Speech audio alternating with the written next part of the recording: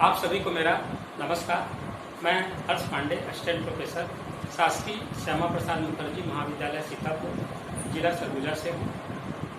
आज मैं आप सभी को बीए फाइनल ईयर का जो सेकंड पेपर है उसका जो चौथा यूनिट है सामाजिक अनुसंधान एवं शोध का साक्षात्कार विधि का अध्यापन कराऊंगा। तो साक्षात्कार विधि सामाजिक अनुसंधान एवं शोध में तथ्य संकलन करने की प्रमुख पद्धति है। तथ्य संकलन से अभिप्राय यह होता है कि जब एक अनुसंधानकर्ता जब किसी घटना का वैज्ञानिक अध्ययन करता है, अनुसंधान करता है, तो उसे उस घटना से संबंधित तथ्य सामग्री संकलन करना होता है।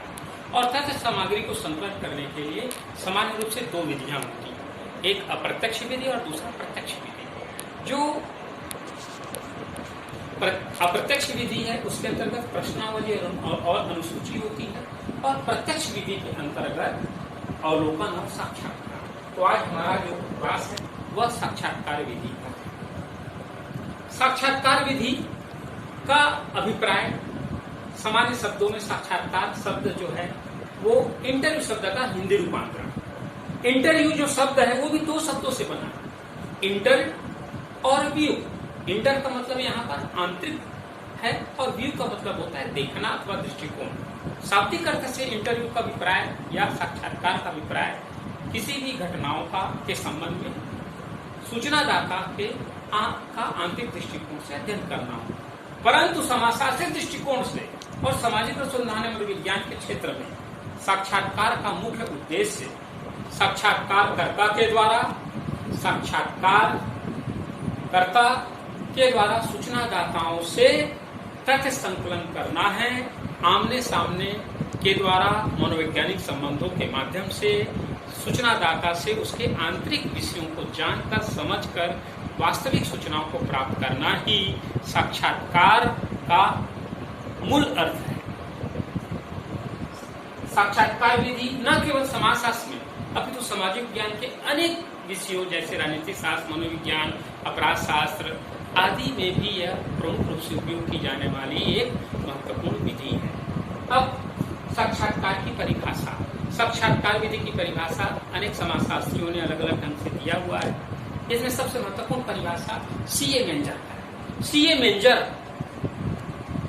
के शब्दों में एक सर्वेक्षण साक्षात्कारकर्ता और सूचनादाता के बीच एक वार्तालाप है जो एक निश्चित उद्देश्य के लिए साक्षात्कारकर्ता द्वारा सूचनादाता से तथ्य संकलन की जाती है। दूसरी जो महत्वपूर्ण परिभाषा है प्रोफेसर एस.एन. बसु का है। एस.एन. बसु जी के शब्दों में साक्षात्कारकर्ता और सूचनादाताओं का आपसी मिलन ही साक्षात्कार है, जिसमें साक्षात्कारकर्ता वास्तविक उन तथ्यों की सामग्री का संकलन सूचनादाता से प्रश्न पूछकर प्राप्त करता है। साक्षात्कार विधि की प्रमुख विशेषताएं। साक्षात्कार विधि की सबसे महत्वपूर्ण विशेषता जो पहला विशेषता है वह यह तथ्य संकलन की पद्धति। तथ्य संकलन से तात्पर्य मेटा है। जैसे हम किसी घटना का अध्ययन कर रहे हैं, किसी जैसे भी जनजाति का अध्ययन कर रहे हैं, कि अगर हम मुराद जनजाति का अध्ययन कर रहे हैं, अथवा हम अगर किसी गांव में किसी शिक्षा से संबंधित, किसी गांव में बेरोजगारों की संख्या से संबंधित किसी भी घटना का अवलोकन करने जाते हैं, तो उसके बारे में साक्षात्कार विधि के माध्यम से हम वहां से जो तथ्य सामग्री संकलित करते हैं, तो इसलिए साक्षात्कार विधि तथ्य सामग्री संकलन करने की विधि है। दूसरा साक्षात्कार विधि है प्रत्यक्ष विधि, क्योंकि इसमें साक्षात्कारकर्ता सूचनादाताओं से आमने सामने के संबंधों के माध्यम से सूचनाएं प्राप्त करता है। तीसरा आमने सामने के संबंध, अर्थात साक्षात्कारकर्ता और सूचनादाता के बीच में आमने सामने का संबंध होता है। चौथा यह एक मनोवैज्ञानिक विधि है। मनोवैज्ञानिक विधि इसलिए है क्योंकि इसमें साक्षात्कारकर्ता सूचनादाता के मस्तिष्क में प्रवेश करके उसके आंतरिक चीजों से प्रश्न पूछकर उनके मनोवृत्तियों को समझने का प्रयास करता है। और चौथा महत्वपूर्ण विशेषता होती है इसमें विचारों का आदान प्रदान होता है, क्योंकि प्रश्न सूचनादाता और साक्षात्कारकर्ता दोनों के बीच में एक दूसरे से विचारों का आदान प्रदान होता है, और यह विचार सही समझकर सही अर्थों में स्पष्ट की जाती है।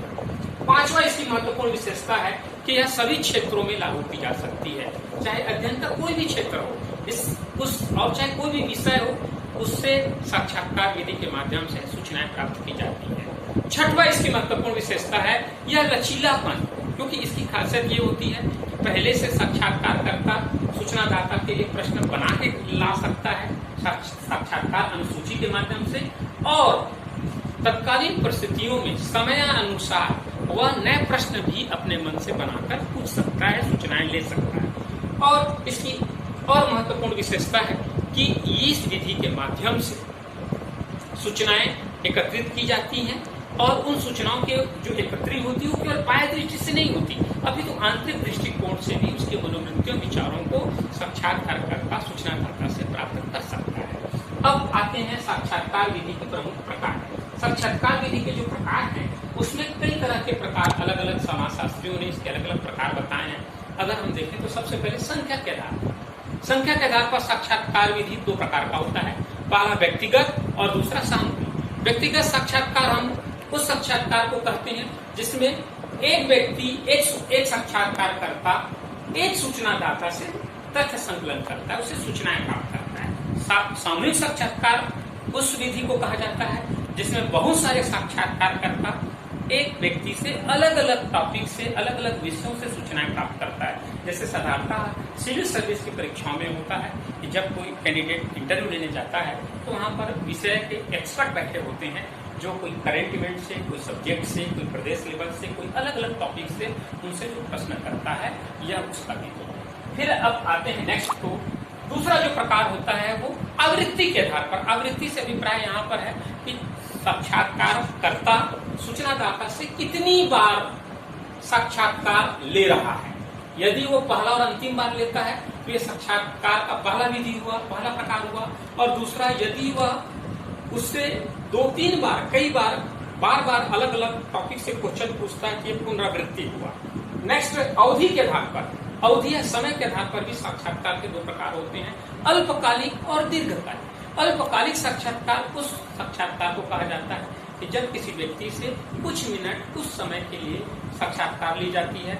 दीर्घकालिक साक्षात्कार के अभिप्राय यह है कि यदि साक्षात्कारकर्ता सूचनादाताओं से दिन भर साथ में रहकर थोड़ा अधिक समय तक उससे साक्षात्कार लेता है तो यह जो होता है वो दीर्घकालिक साक्षात्कार है। इन 3 प्रकार के अतिरिक्त चौथा प्रकार जो होता है वह होता है अध्ययन पद्धति के आधार पर। अध्ययन पद्धति के आधार पर साक्षात्कार दो प्रकार का हो सकता है, एक केंद्रीकृत और दूसरा जो है अनिर्देशित। केंद्रीकृत में उसका पहले से फिक्स होता है कि हमें किस विषय का, किस टॉपिक का से संबंधित साक्षात्कार लेना है, और दूसरा जो होता है निर्देशित होता है। निर्देशित का अभिप्राय अनिर्देशित का अभिप्राय यहाँ पर यह है कि उसमें साक्षात्कारकर्ता के फिक्स नहीं रहता कि वो किस विषय से साक्षात्कार लेगा, अपितु वह वहां पर नए प्रश्न कर सकता है और क्रॉस प्रश्न भी उसको करने का या प्रश्नों में संशोधन करने की भी छूट होती है। संबंधों के आधार पर भी साक्षात्कार विधि दो प्रकार का होता है, एक औपचारिक और दूसरा अनौपचारिक। औपचारिक में केवल प्रश्न पूछे जाते हैं। अनौपचारिक विधि के अंतर्गत साक्षात्कार में थोड़ा सा सूचनादाता से साक्षात्कारकर्ता घुल मिल जाता है और प्रश्नों में संशोधन कर सकता है, नए प्रश्न पूछ सकता है, परिस्थितियों के अनुसार उनसे जानकारी प्राप्त कर सकता है। साक्षात्कार विधि का एक अन्य प्रकार होता है, वह विधि होता है कि उद्देश्य के आधार पर संरक्षित, असंरक्षित और अर्ध संरक्षित। संरक्षित से तात्पर्य होता है कि जब साक्षात्कारकर्ता पहले से फिक्स या साक्षात्कार अनुसूची के आधार पर बनाए गए प्रश्न के आधार पर ही साक्षात्कारकर्ता सूचनादाता से सूचनाएं प्राप्त करता है तो उसे हम निर्देशित साक्षात्कार कहेंगे और दूसरा संरक्षित साक्षात्कार कहेंगे। और दूसरा यदि वह फिक्स प्रश्न लेकर नहीं आता अपितु सूचनादाता से तत्कालीन समय और स्थान के आधार पर उससे जो मन में उठने वाले प्रश्न हैं स्वयं वहां पे नए प्रश्न कर सकता है, प्रश्नों में भी क्रॉस प्रश्न करने की उससे छूट होती है, तो वह साक्षात्कार अनिर्देशित होता है या असंरक्षित होता है। और तीसरा जो महत्वपूर्ण है वह है कि अर्ध संरक्षित। अर्ध संरक्षित से तात्पर्य कुछ प्रश्न पहले से फिक्स होते हैं और कुछ प्रश्न तत्कालीन परिस्थितियों में बनाए भी जा सकते हैं। तो इस तरह से साक्षात्कार के अनेक चीजें हैं, अनेक प्रकार हैं और इन प्रकारों के आधार पर साक्षात्कार विधि के माध्यम से एक साक्षात्कारकर्ता सूचनादाताओं से सूचनाएं प्राप्त करता है। अब साक्षात्कार विधि का समाज में या अनुसंधान के विधि के क्षेत्र में क्या लाभ महत्व है, इसके गुण क्या है? तो जैसा कि स्पष्ट है, साक्षात्कार विधि सामाजिक अनुसंधान एवं शोध में तथ्य संकलन की एक महत्वपूर्ण प्रत्यक्ष विधि है और इस विधि के माध्यम से हमें अनेक लाभ होता है। सबसे पहला जो लाभ है कि यह एक प्रत्यक्ष विधि है। आमने सामने के संबंधों के माध्यम से जो तथ्य मिलते हैं वह स्पष्ट होते हैं। दूसरा, यह वैज्ञानिक विधि है। वैज्ञानिक विधि इसलिए है क्योंकि इसमें त्रुटि होने की संभावना कम से कम रहता है, किसी दूसरे माध्यम पे निर्भरता कम से कम होता है, क्योंकि इसमें डायरेक्ट साक्षात्कारकर्ता सूचनादाताओं से तथ्य संकलन करता है। तीसरा, इस विधि का सर्वाधिक लाभ इसलिए है क्योंकि इस विधि के माध्यम से न केवल गोपनीय और आंतरिक जानकारी भी प्राप्त होती है, नए प्रश्न भी किया जा सकता है, लचीला भी होता है और इस लचीले विधि के माध्यम से तत्कालीन समय में नए प्रश्न भी बनाए जा सकते हैं और इन प्रश्नों को भी पूछा जा सकता है और उस आधार पर भी उसके आंसर लिए जा सकते हैं। उदाहरण के लिए, यदि एक साक्षात्कारकर्ता सूचनादाता से यह प्रश्न करता है कि आपके कितने बच्चे हैं, तो अगर उसने कहा कि मेरे जो है 5 बच्चे हैं, तो उसके अगला प्रश्न बना सकता है वो कि उसमें लड़कों की संख्या कितनी है, लड़कियों की संख्या कितनी है और वर्तमान में उसमें से जीवित कितने हैं। तो इस आधार पर यह इस चीजों को स्पष्ट होता है। और नेक्स्ट, इसका सबसे महत्वपूर्ण लाभ जो होता है वह है कि यह सभी क्षेत्रों में, बहु क्षेत्रों में लागू किया जा सकता है। इसका सभी वर्गों पर लागू किया जा सकता है साक्षात्कार विधि। इस साक्षात्कार विधि के अपने कुछ दोष भी हैं, क्योंकि सामाजिक अनुसंधान एवं शोध में कुछ जो विधि होती है उनमें कुछ कमियां होती हैं। साक्षात्कार विधि भी इससे परे नहीं है। इस विधि के अपनी कुछ दोष है। सबसे पहला जो दोष है, एक साक्षात्कारकर्ता का प्रशिक्षित होना, क्योंकि बिना प्रशिक्षित साक्षात्कारकर्ता सूचनादाता से सही सामग्री एकत्रित नहीं कर पाता। दूसरा, हीनता की भावना। यदि साक्षात्कारकर्ता और सूचनादाता के बीच में शिक्षा के क्षेत्र में, अर्थव्यवस्था के क्षेत्र में या बैकग्राउंड के क्षेत्र में, सांस्कृतिक क्षेत्र में अंतर है, तो सूचनादाता में हीन भावना आ सकता है और वह सूचना देने में असमर्थ हो सकता है। तीसरा, इस विधि का दोष है, इसमें समय अधिक लग सकता है, क्योंकि बहुत सारे साक्षात्कार कर्ता की जरूरत पड़ती है, अधिक लोगों की जरूरत पड़ती है, अधिक सूचनादाताओं से मिलना होता है। इसमें धन का भी समय और धन दोनों लगते हैं। और इस विधि के साथ एक और महत्वपूर्ण है कि इसमें अगर अशुद्ध रिपोर्ट है तो कुछ चीजें भी क्लियर नहीं हो पाती। तो ये कुछ विधि इसका दोष है, परंतु इन सब दोषों के बाद भी निष्कर्ष रूप से मैं आप सबसे यही कहना चाहूँगा कि साक्षात्कार विधि सामाजिक अनुसंधान एवं शोध में प्रयोग की जाने वाली एक महत्वपूर्ण प्रविधि है और इस प्रविधि के माध्यम से साक्षात्कारकर्ता सूचनादाताओं से सही सामग्री, सही तथ्य और वास्तविक तथ्य, यथार्थपूर्ण तथ्य आमने सामने के और मनोवैज्ञानिक संबंधों के माध्यम से प्राप्त करता है।